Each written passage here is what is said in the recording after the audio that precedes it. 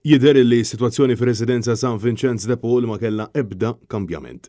Dan kif il-Gvern u l-Unjen tal-Infermieri u Wiebel għadhom ma sabux soluzzjoni bid-diskussjonijiet jinsabu għal kollox weqfin. Il-ħamis wara nofsinhar Net News staqsal il-Ministru responsabbli mill-Anzjani Joe Etienne Bela kif inhi s-sitwazzjoni bejnu u bejn l-MUMN. Bela jisħaq li l-bib tiegħu jinsab dejjem miftuħ. Madankollu b'reazzjoni għal din it-tweġiba Net News tkellem mal-President tal-Unjen Paul Paċ illi min-naħa tiegħu saħaq illi preżentament il-bib huwa magħluq għal kollox. F'istqarrija maħruġa matul il-jum ta' tnejn l-MUMN qalet illi residenza San Vincenz ma għandha l-ebda rispett lejn l-infermieri u li preżentament hawn Ministru li ma jafx jiddistingwi bejn xogħol ta' carer u xogħol ta' infermier b'diżrispett enormi lejn il-professjoni. Mingħajr ma qadet tomoda l-Unjen spjegat li residenza hija l-ar post fih dan l-istituzzjonijiet tas-saħħa f'Malta u Għawdex bl-infermieri jispiċċaw trattati ħażin u bil-kondizzjonijiet tax-xogħol qed jiddeterjoraw. Għalaqstant Net News staqsal il-Ministru Joe Etienne Bela kellimx lill-infermieri fir-Residenza San Vincenz bil-Ministru jisħaq illi għandu kuntatt kontinwu u li l-bib għall-MUMN huwa miftuħ. Jiena l-konnessjoni tiegħi mal-infermiera ilha hemm snin twal ħatibqa' u ħanerġa' ngħid il-bib tiegħi dejjem miftuħ. U x'jgħidulek imma l-infermieri ta' l-SVP?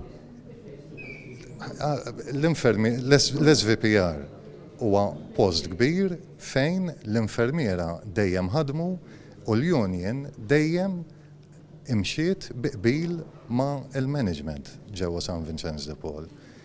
Ħafna mid-direttivi li qed jolqtu ħażin lill-anzjani sfortunatament ġew minn wara l-każ ta' Carmelo Fino. Ankollu wara li infermier fir-Residenza San Vincenz de Paul spiċċa sospiż minn xogħlu akkużat bl-involviment fl-ajben ta' Charlie Fino, ir-resident li lura f'Ġunju kien ħareġ mir-residenza u nstab mingħajr ħajja ftit tal-ġimgħat wara f'Birzebbuġa.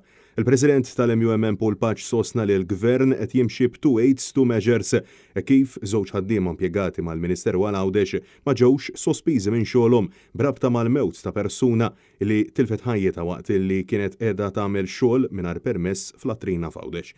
L-MUMN saħqet kemm il-darba li n-nuqqas ta' impjegati u infermieri f'San Vincenz b'infermier wieħed f'sala ta' madwar 40 pazjent ċertament illi toħloq inkonvenjent qawwi. Kawża ta' dan in-nuqqas ta' infermieri anzjani rikoverati fl-isptar Mater Dei mhux qed jittieħdu fir-Residenza San Vincenz iżda id-dar f'każijiet minnhom anke bil-forza. Bid-deputat nazzjonalista Pola Mifsud Bonnici tiżvela fil-Parlament li raġel ta' 84 sena tilef ħajtu id-dar waħdu ftit tassijat wara li teed bil-forza minn xi pulizija li kienu ordnati sabiex joħorġuh mill-isptar Mater Dei.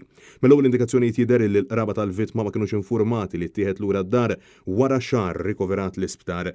Bir-raġel allegatament isofri attakk tal-qalb wara l-allegata kedda illi ġarrab. Għalaqstant din in-nuqqas ta' kollaborazzjoni minn naħa tal-Gvern ta' Bela mhux biss qed toħloq tensjoni bla bżonn mhux biss qed isofru l-infermieri bit-trattament xejn ġust iżda l-anzjani jispiċċaw ma jingħatawx il-kura adegwata illi tixraqilhom.